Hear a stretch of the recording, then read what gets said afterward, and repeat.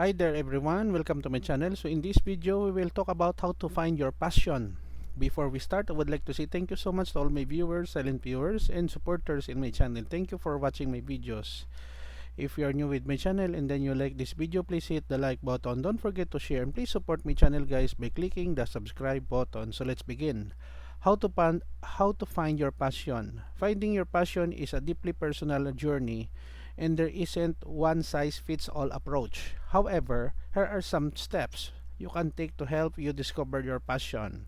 Number 1, reflect on your interests and hobbies. Start by thinking about the activities or subjects that you genuinely excite and engage you. What do you enjoy doing in your free time? What topics do you find yourself constantly reading or learning about? Identifying your existing interests can provide clues about potential passions. Number 2, explore new activities. Be open on trying new things and stepping out of your comfort zone. Engage in different activities, join clubs or groups, attend workshops or seminars, or take up new hobbies. This exposure to various experiences can help you uncover hidden passions that you may not have been aware of before. Number 3, reflect on your values and strengths.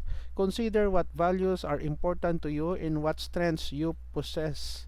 Think about the kind of impact you want to make in the world and the skills you excel at. Aligning your passion with your values and leveraging your strengths can lead to a more fulfilling and rewarding pursuit. Number 4, pay attention to what energizes you. Notice that activities that make you lose track of time or give you a sense of joy and fulfillment.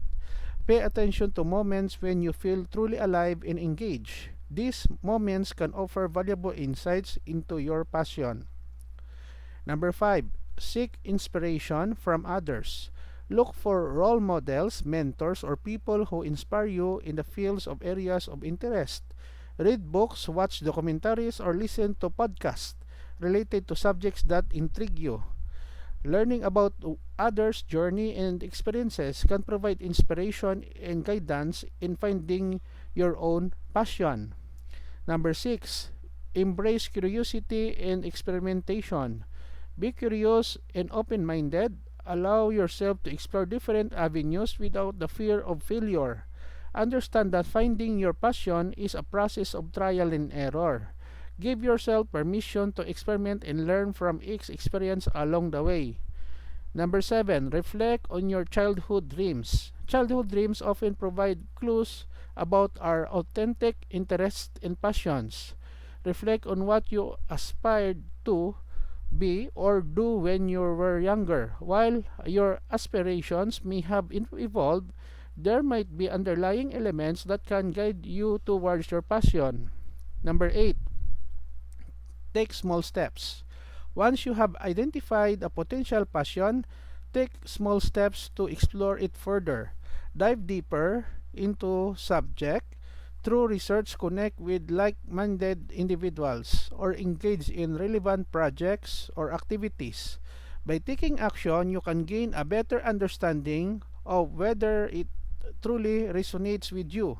Remember that finding your passion in a continuous process. It may take time, self-reflection, and experimentation. Be patient with yourself and trust the journey. It itself can be transformative. Okay guys, so this is the end of my report about how to find your passion in life. I hope that you have learned something new in this video. Thank you so much for watching. Don't forget to like, share, and please support my channel guys if you are new by clicking the subscribe button. If you have some question, kindly leave it in the comment section of our video. See you in the next video tutorial guys. This is your friend Jake saying bye bye for now.